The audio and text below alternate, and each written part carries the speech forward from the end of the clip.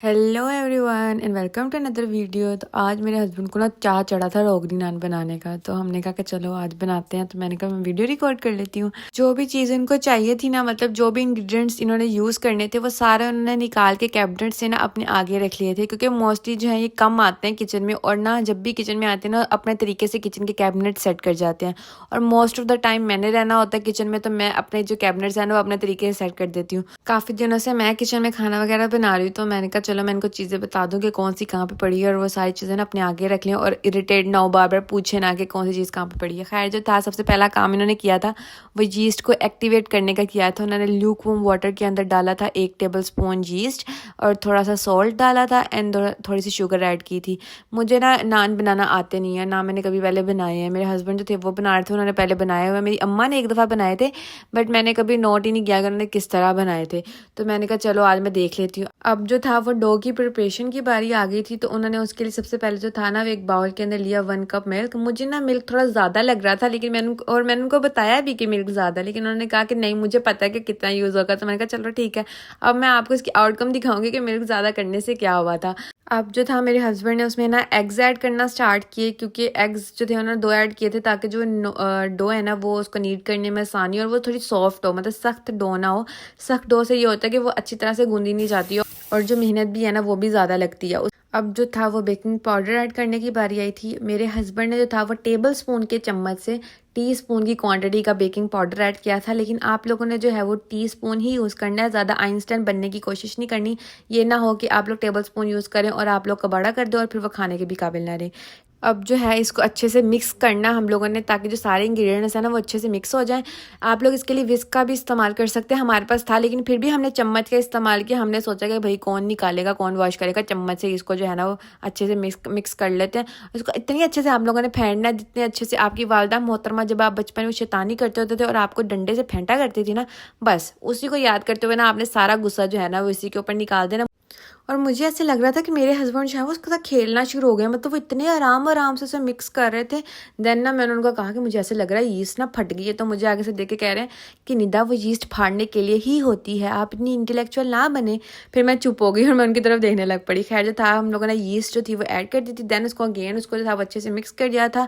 अब जो थी वो सारे ड्राई इंग्रेडिएंट्स ना उनको मिक्स करने की बारी थी। जो आप लोगों ने क्या करना है, साइड पर ड्राई इंग्रेडिएंट्स जो पहले मिक्स करना है, देन उसको वेट के अंदर डालना है। मेरे हस्बैंड की तानी पैकेट उठाया और फौरन डालना शुरू कर दिया। इससे आटा जो है ना बहुत मुश्किल से गूंदा जाता है और वो सारा जो है ना वो सख्त हो जाता आटा। मेरे हस्बैंड जो है वैसे डाल सकते हैं क्योंकि वो मेरे हस्बैंड है। खैर जो है उसके बाद आप उन्होंने जो था पहले 1 कप जो था वो डाला था प्लेन वाइट आटा ऐड किया था। देन उसके बाद जो थी वो मैदा डालने की बारी थी, और मैदा उन्होंने 1.5 कप जो था वो मैदा ऐड किया था उसके अंदर।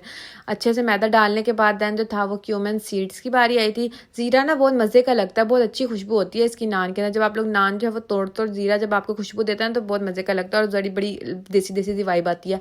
खैर जो था मेरे हस्बैंड ने ना ग्लव्स पहन लिए थे क्योंकि उन्हें आटा गूंदना पसंद नहीं है, लेकिन आप लोगों ने जो है वो हाथ धोने हैं आटा गूंदने से पहले, और अगर आप लोग हाथ नहीं धोते तो आप लोगों ने ग्लव्स पहने हैं, जो कि मुझे पता है आप लोग नहीं धोते।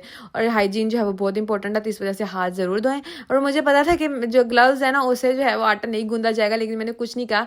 उसके बाद जो था उन्होंने ऑयल जो था वो ऐड किया। मुझे जो ग्लव्स होते हैं ना उसके साथ आटा गूंदना ना बहुत मुश्किल होता है, क्योंकि वो ग्लव्स जो होते हैं वो थोड़े से नरम और नाजुक होते हैं। आप जब लोग आटा गूंदते हैं तो वो सख्त होता है, और जब वो आपके ग्लव्स के साथ लगता है ना तो वो आपका ग्लव्स जो है ना वो फट जाता है। और यही काम जो थे मेरे हस्बैंड के साथ हुआ। जब उन्होंने हाथ डाला ना तो पहले तो वेट जो था वो मटेरियल बहुत ज़्यादा था।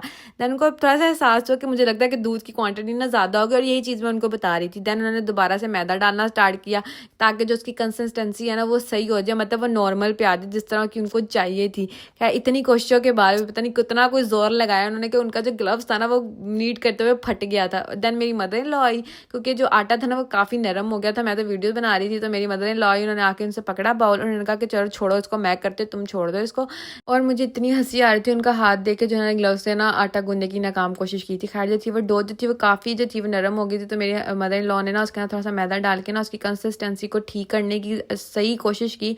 दैन जो डो थी वो जब असल कंसिस्टेंसी पे आ गई, दैन मेरे हस्बैंड ने ना उसको उसके किनारे साफ़ किए प्रेजेंटेशन के लिए।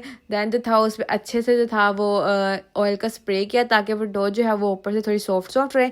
और दैन जो था 1.5 आवर के लिए उसको क्लिंग रैप करके ना, मतलब अच्छे से रैप टैप करके ना उसको रख दिया ताकि जो डो है ना वो राइस कर जाए, मतलब अच्छे तरीके से राइस कर दे। उसके दौरान ना जब तक डो राइस कर रही थी हम लोगों ने दूसरा काम करना शुरू कर दिया। मेरी मदर इन लॉ थी ना वो कढ़ाई बना रही थी, तो ये मटन कढ़ाई थी। मटन को गलने के लिए ना ऑब्वियसली ज़्यादा देर कुक करना पड़ा, तो हमने कहा चलो इसको वेट लगा देते हैं। खैर जो थे मेरी मदर इन लॉ ने ना मटन डाला, उसके अंदर जिंजर गार्लिक पेस्ट ऐड की, टमाटर ऐड किए, थोड़ी सी चिली ऐड की, देन उसके अंदर स्पाइसेस ऐड किए। उसमें से थी रेड चिली थी, पेपरिका पाउडर था थोड़ा सा, उसके अंदर था कोरिएंडर पाउडर, क्यूमिन पाउडर, थोड़ी सी हल्दी ऐड की थी उन्होंने, थोड़ा सा जो था वो मटन मसाला ऐड किया था, एंड देन जो था उसके अंदर उन्होंने नमक सोल्ट जो था वो ऐड किया था। देन जो था वो ड्राई जो थे वो कोरिएंडर सीड्स ऐड किए थे, ड्राई क्यूमिन सीड्स ऐड किए थे, थोड़ी सी सूखी मेथी ऐड की थी इसके अंदर, और देन जो था उन सबको ऐड करने के बाद इन्होंने लगा दिया था उसको वेट, ताकि जो था वो मटन जो था वो अच्छे से गल जाए। जब वेट वगैरह लगा दिया देन मैं तो वो लाया को थोड़ा चलाने लग पड़ी। मैंने कहा ताकि जब आगे की वीडियो ना वो इजी से मैं बना सकूँ, क्योंकि वो मेरे उसको गोद पे उठाया हुआ था क्योंकि वो रो रही थी काफ़ी देर तक ना। खैर जो था 2000 years later. अब जो थी वो डो जो थी हमारी अच्छी तरीके से राइस कर गई थी। अब जो था वो दूसरा मुश्किल काम स्टार्ट हो गया था मेरे हस्बैंड के लिए, बॉल्स बनाना, जो कि बहुत मुश्किल काम था क्योंकि डो जो थी ना उसकी कंसिस्टेंसी तो थी वो नॉर्मल तो कर दी थी लेकिन वो अभी भी बहुत सॉफ्ट थी जो हाथों को चिपकनी थी।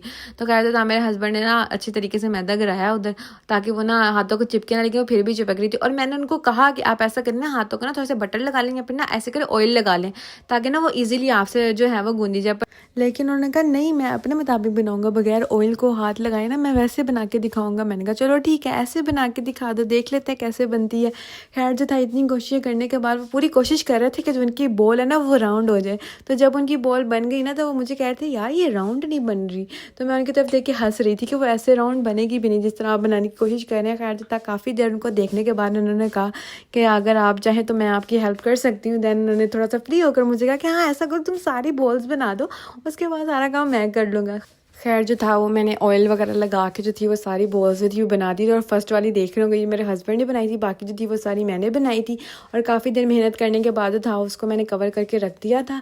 दूसरी तरफ जो तो कढ़ाई थी ना वो भी बन रही थी साथ साथ। तो आंटी ना उसका पानी सुखा रही थी क्योंकि उसके अंदर पानी था। तो काफ़ी देर मतलब ऑलमोस्ट जो था वो काम हो चुका था। आंटी ने मेथी वगैरह डाली और सब कुछ डाल के ना अब जो कढ़ाई थी वो ऑलमोस्ट डन हो गई थी। और इस मौके पर भूख इस कदर लगना स्टार्ट हो गई थी क्योंकि मैंने नाश्ता नहीं किया हुआ था और मेरे हस्बैंड ने भी नाश्ता नहीं किया हुआ था। तो और हम लोगों का प्लान था कि हम एक ही दफ़ा करेंगे नान के साथ ना कढ़ाई खाएंगे। अब जो मेरा काम था ना मतलब मेरा नहीं सबका जो काम था वो ऑलमोस्ट जो था वो डन होने लगा था। जो कढ़ाई थी वो तो ऑलमोस्ट जो थी मतलब बन नहीं गई थी। अब जो था बस एक ही काम रह गया था और वो था नान बनाना जो हम लोगों ने एयर फ्रायर में बनाने थे।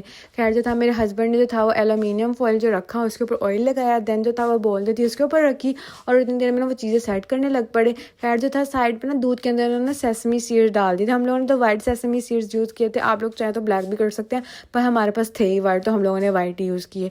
सब कुछ सेट वगैरह करने के बाद ना अब हमारा सिर्फ एक ही काम रह गया था और वो था अब नान को एयर फ्रायर में रख के बनाना। खैर जो था मेरे हस्बैंड ने जो था पहले उसको फ्लैट करना शुरू किया थप्पड़ मार मार के। और आपने उसको इतना ही फ्लैट करना है जितना आपके जब सबक याद नहीं कर जाता और आपका टीचर मुँह पर थप्पड़ मारती होती थी ना, बस उतना ही ज़ोर से थप्पड़ मार मार के उसको फ्लैट करना। एंड देन जो था उसको ऊपर से फिर टच देने के लिए जो पाकिस्तान में नानों के ऊपर होता है हम लोगों ने नाइफ़ की बैक साइड जो थी वो यूज़ की थी। वैसे ना आप लोग उंगलियों का भी इस्तेमाल कर सकते हैं क्योंकि पाकिस्तान में जितने भी तंदूर है ना उन पर मैंने देखा कि वो उंगलियों से ना वो ऐसे सुराख उसके ऊपर बनाते हैं, लेकिन हम लोगों ने नाइफ ही यूज़ की। उसके बाद जो थे मेरे हस्बैंड ने दूध वाले जो सेसमी सीड्स थे वो उसके ऊपर लगाना स्टार्ट किए।